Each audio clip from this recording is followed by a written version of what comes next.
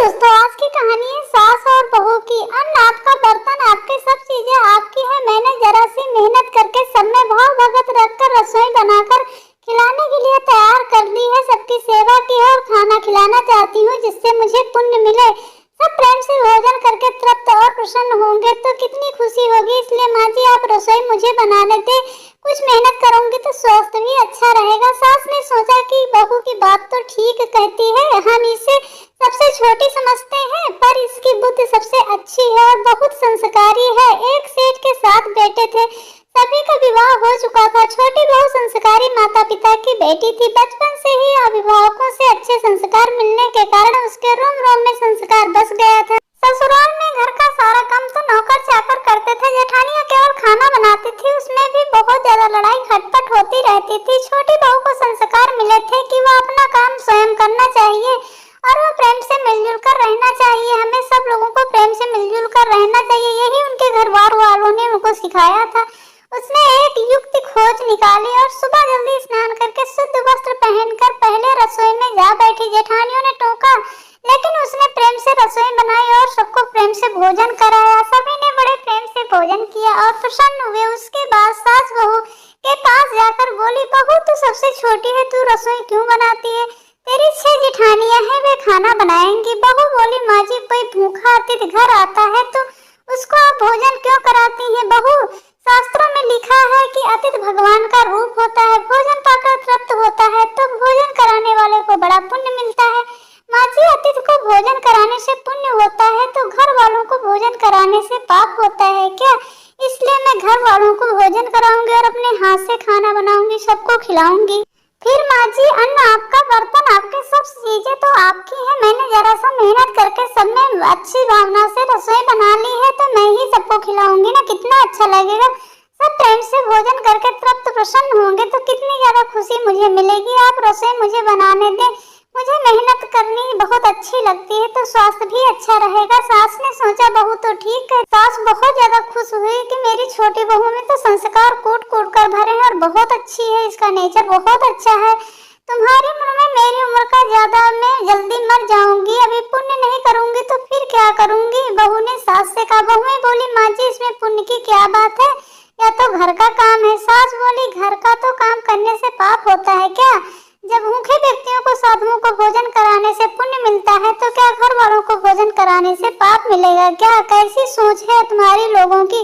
सास की बातें सुनकर सभी बहुओं को लगा कि इस बारे में तो उन्होंने कभी सोचा ही नहीं किया। युक्ति बहुत बढ़िया है। जब जो बहू जाग जाती वही रसोई बनाने लगती। पहले जो भाव था कि तू रसोई बना, तू रसोई बना, वैसा सब खत्म हो गया था। जब भाव पैदा हुआ तो 8 बारी बन गई, 2 बार बढ़ गए, 2 लोग और ज्यादा बढ़ गए थे। घर में काम करने में तू कर, तू कर, तू कर, तू कर, काम खत्म हो गया था। इसमें काम बढ़ जाता है और आदमी कम हो जाते हैं, पर मैं करूं, इससे काम हल्का हो जाता है और आदमी बढ़ जाते हैं। छोटी बहू सही थी, सोचा कि अब तो रोटी बनाने में चौथे दिन बारी आती है, फिर क्या किया जाए। घर में गेहूं पीसने की चक्की थी, उसने उसमें गेहूं पीसना शुरू कर दिया। मशीन का आटा गर्म बोरी में भर देने से खराब हो, मशीन के पीसे आटे की रोटियां नहीं अच्छी लगती। माँ जी, हाथ से गेहूं पीसने से व्यायाम हो जाता है और बीमारी भी कम होती है। दूसरी रसोई से ज्यादा पुण्य गेहूं पीसने में होता है। सास और जेठानियां सब सुन रही थी, उन्हें लगा कि बहू ठीक कहती है। उन्होंने अपने अपने पतियों से कहा, घर में चक्की ले आओ, हम गेहूं पीसेंगे।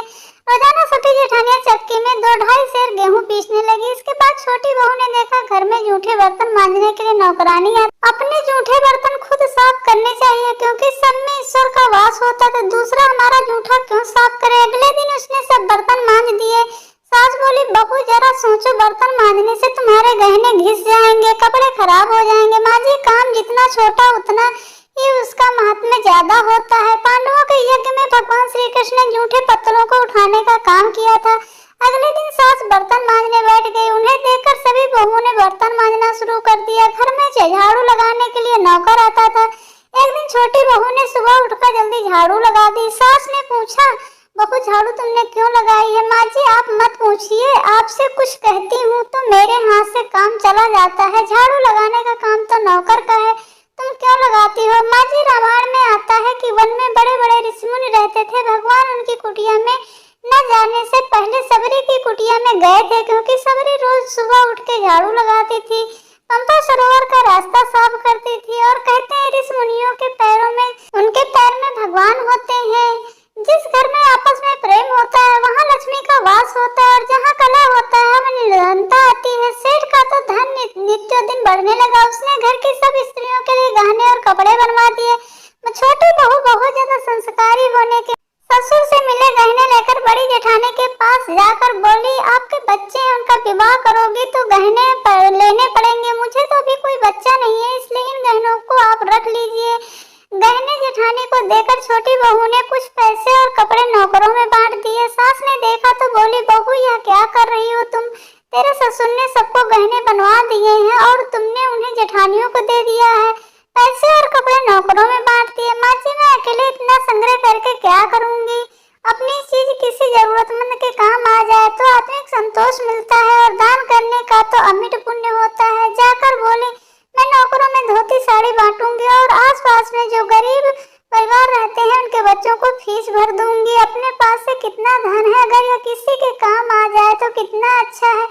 उसके बाद हम सब यही पड़ा रह जाएगा और हम सब मर जाएंगे। सेठ बहुत प्रसन्न हुआ। पहले नौकरों को कुछ देते थे तो सेठानी लड़ पड़ती थी। अब जब कह रही है कि मैं खुद दूंगी, सास दूसरों को वस्तुएं देने लगी तो यह देकर बहुएं भी देने लगी। नौकर भी खुश हो गए, घर में मन लगने लगा सबका।